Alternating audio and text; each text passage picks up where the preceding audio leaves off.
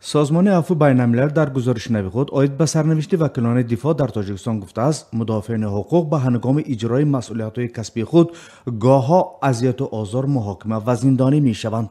گزارش ویژه راجع به تاجیکستان در آستان 26 می روز کسبی وکیلان مدافع نشر شد.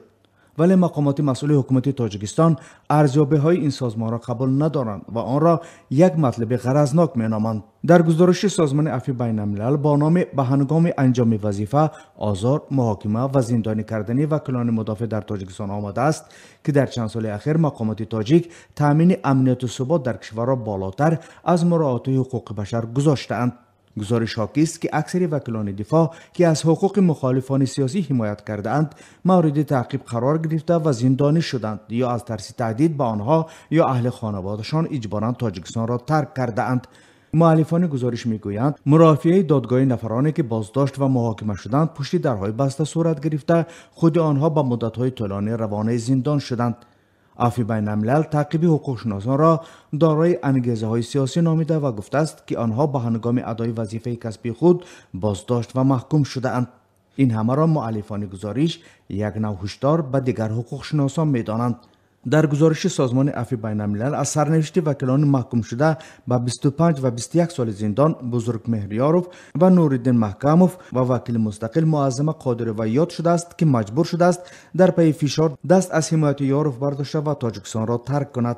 این سازمان حکم ادوکات ها را ناعادلانه نامیده گفته است که بزرگ مهریاروف و نورالدین محکموف که از اعضای بازداشته حزب ممنوع نهضت اسلامی حمایت می‌کردند مجازات شده اند.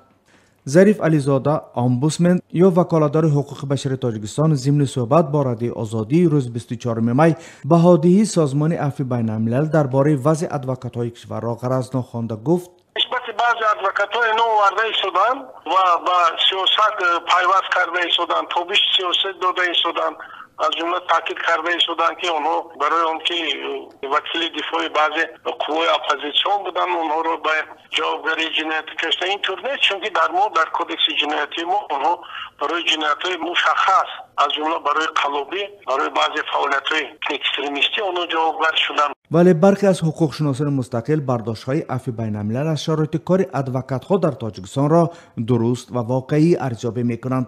یکی از آنها دلربا صمدوه رهبر سازمان دفتر آزادی‌های شهروندی است. وی در صحبتش با رادیو آزادی روز 24 می گفت در 2 سال اخیر 4 وکیل مدافع پر سر و صدای بازداشت شده اند. پرونده دعوای پیچیده بود. ما آیدی درستی عدالتی حکمی که بزرگمهر یاروف گرفت ما شبهه میکنیم.